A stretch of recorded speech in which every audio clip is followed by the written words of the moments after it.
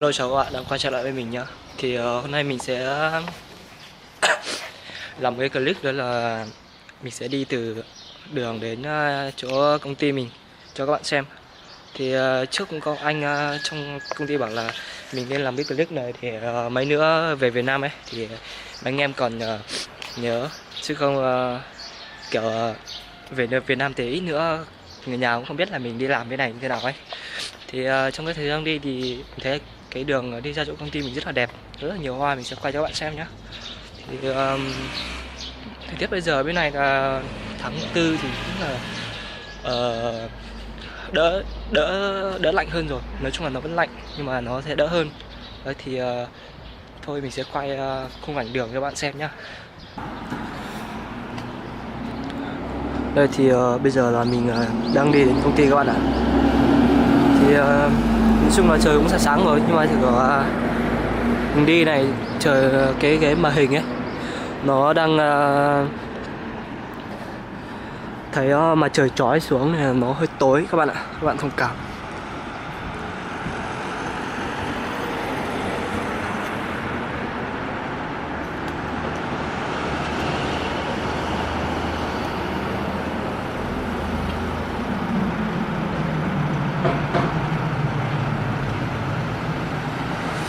Ấn thế.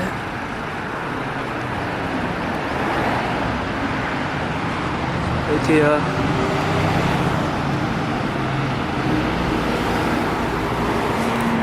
tí nữa mình sẽ đi sang bên phía bên này các bạn nhé.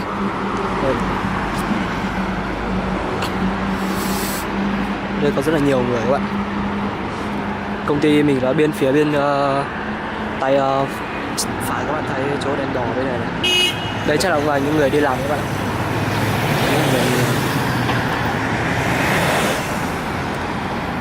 Thì đây phía bên này công ty mình đây.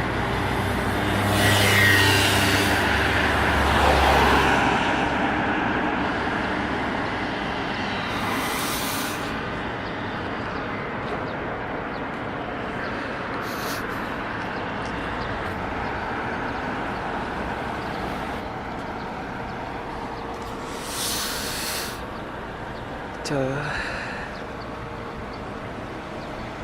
Đây mình sẽ đi. Đấy, thì nói chung là mấy chị vừa nãy thì là người Hàn các bạn ạ. Mấy chị ấy thì mình chẳng biết là đi đâu, nhưng mà mình thấy chắc là cũng đi làm như mình thôi.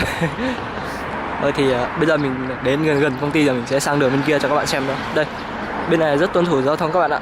Đây, giờ không có xe chạy qua mà nó không chạy luôn này, đứng yên hết. Đây bắt đầu đến mình đi bộ rồi đấy các bạn ạ.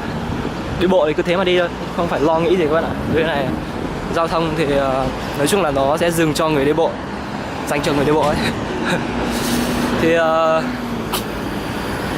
để mà kiểu mình đi qua đường mà không đúng luật đấy thì mình khá là nguy hiểm, tại vì mình thấy ở đây đi xe nó chạy rất nhanh các bạn. Đấy, thì đây ô tô đây, mình sẽ nhường cho đi trước rồi mình mới đi. Toàn xe to. Ôi. Đây cái đường đi vào chỗ công ty mình đây là cái đoạn này các bạn này. Trước mấy cái cây trên này này toàn nở hết hoa, nó đẹp vô cùng luôn đấy. Nhưng mà bây giờ thì mình thấy là hoa này nó rụng hết rồi. Bắt đầu đến cái loài hoa này này các bạn. Hoa này đẹp cực luôn các bạn ạ. Đấy, nó ở chỗ những cái vách đá này. Đây, các bạn sẽ nhìn thấy không? Đây. Thấy rất là đẹp luôn.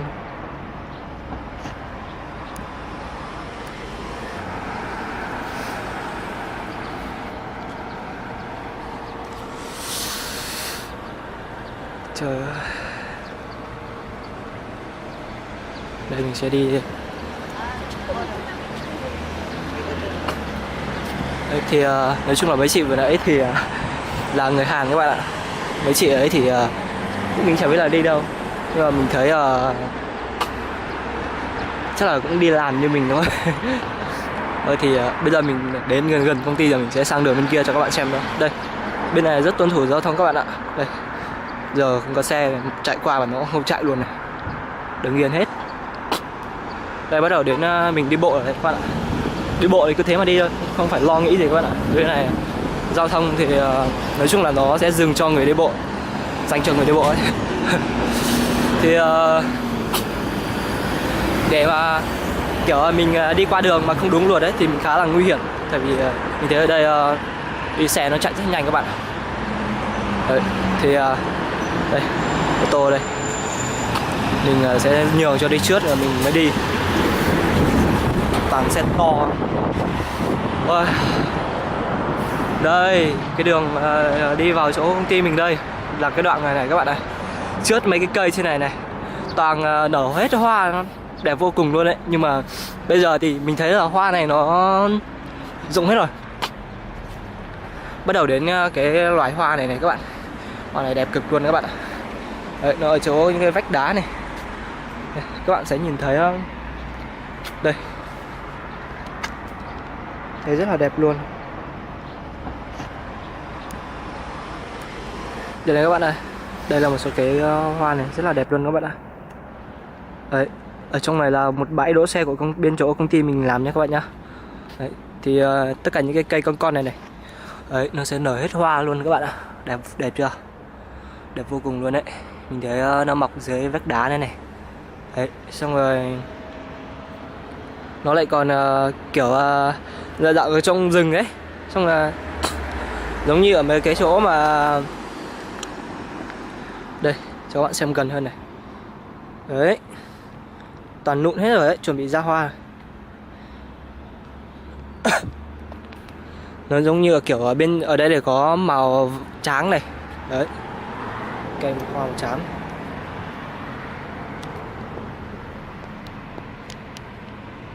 Đấy, xong là có cả một số cái cây con này này. Đây, các bạn sẽ thấy rất là đẹp luôn đấy. Thấy chưa? Bên Việt Nam mình mà có cây này thì mình thấy là đẹp lắm ấy. Đây, nó cảm giác nó nở chỗ giữa cái chỗ giữa vách đá này, rồi nó giống ở treo kiểu như ở trên chỗ vùng cao cao ấy. Đấy, tự nhiên giữa những cái vách đá này có cành hoa này, thấy rất là đẹp. Thể hình này mình nghĩ là lên lại cái núi trước mình lên đấy thì chắc là đẹp lắm đấy các bạn. Trên đấy toàn như là hoa này sau các bạn. Hoa này mình thấy cực đẹp luôn. Đây các bạn ơi, đây một chỗ nữa này. Đấy, rất là đẹp luôn. Đấy, thì đây phía trên này này toàn hoa này này, rất nhiều màu này. Mà mình thấy là nhiều màu ở đây.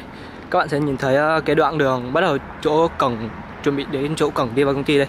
Trước cái cổng đấy thì đây có rất là nhiều hoa các bạn ạ. Đấy. Giữa những cái hoang sơ này lại cảm thấy có những cái hoa mọc giữa những cái vách đá này, mình thấy là đẹp cực đấy. Nó giống kiểu hoa giả ấy các bạn, nhưng mà nó là hoa thật đấy. Đấy, thì mình sẽ đi từ từ cho các bạn xem nhá. Có rất là nhiều màu luôn ở đây ấy.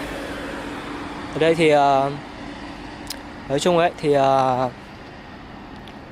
nó có đường vừa sạch này, kèm theo những cái hoa này nữa. Mình thấy là rất là đẹp. Đây là phía bên trong chỗ công ty mình các bạn nhá. Đấy, bên này là có một cái vòi nước phun này. Đấy. Đây phía bên trong này là cái sân bóng bàn các bạn nhá. Thì nói chung là đây thì mình quay nên mình nói chuyện hơi bé. Đây là có phòng tập gym luôn các bạn nhá. Đây là chiều chiều thì người ta mới ra tập chứ bây giờ chưa có ai cả. Đây, phòng tập gym đây. Đây là miễn phí các bạn nhá. Thì bây giờ mình sẽ đi lên tầng 3 để học.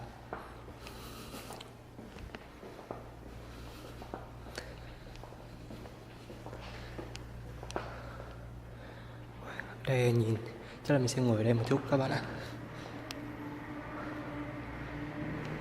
Đây các bạn ạ, đây là cái nhà vệ sinh ở bên trong công ty mình nhá. Thì đây là bồn rửa tay này, còn đây là bồn té té này của con trai này, có cả hoa luôn các bạn ạ. Đây, bên trong là có, bên trong này là nhà vệ sinh. Xin mời các bạn xem đây. Đây là có cái nút bật để mùa đông thì các bạn sử dụng thì có thể ấm áp hơn nhá.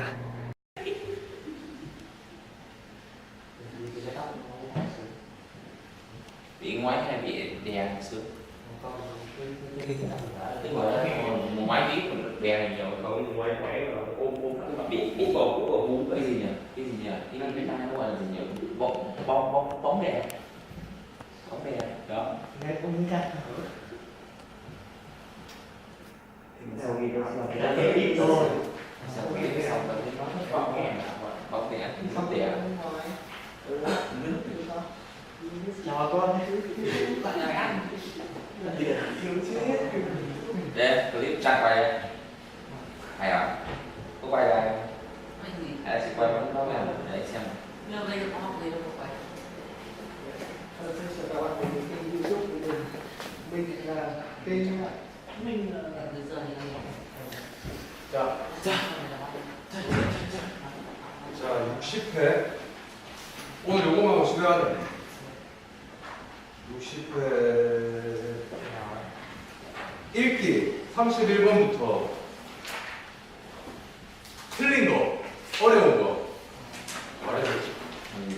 Câu 6, đề 60 nào khó sai thì bảo mấy. 아니다, 31번부터 해보자. 쉽지? 자, 틀린 거 말해, 틀린 거. 읽기만. 어려운 거. 잘 모르겠거나, 틀렸거나, 헷갈리거나.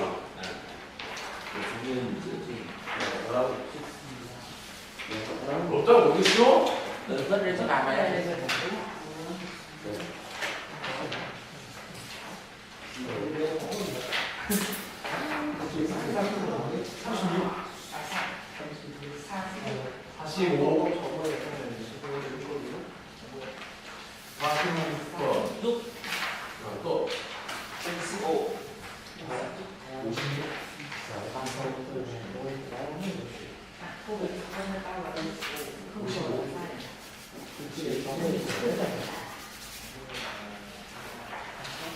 Về từ tiền. Cái đề của họ là mấy rồi? Vậy. giúp xích đến ra được mấy điều gì không?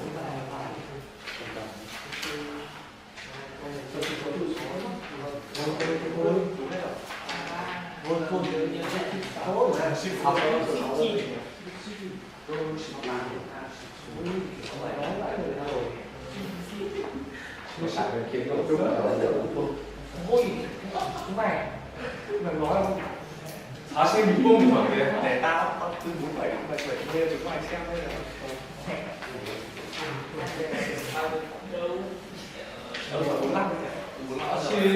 16번. 저는 스키를 좋아합니다. 스키. 알지? 이거 눈. 눈은 타는 거. 스키. 저는 스키를 좋아합니다. 겨울이 되면 주말마다 스키를 타러 갑니다.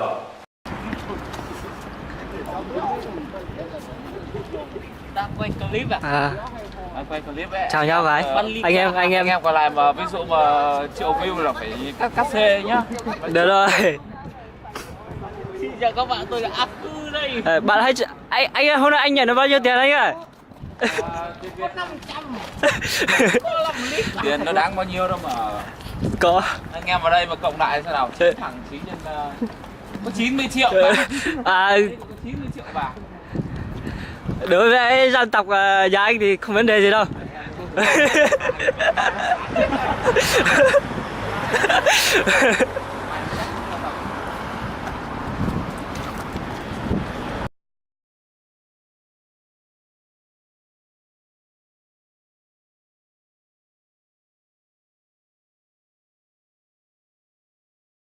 Hello, thì anh em mình đã học xong rồi đây, đi về. Đấy, có mấy anh em bên Việt Nam mình đây học xong rồi, thì bây giờ mình sẽ đi về các bạn nha. Thì cái video cũng kết thúc ở đây, chào các bạn nha, 안녕.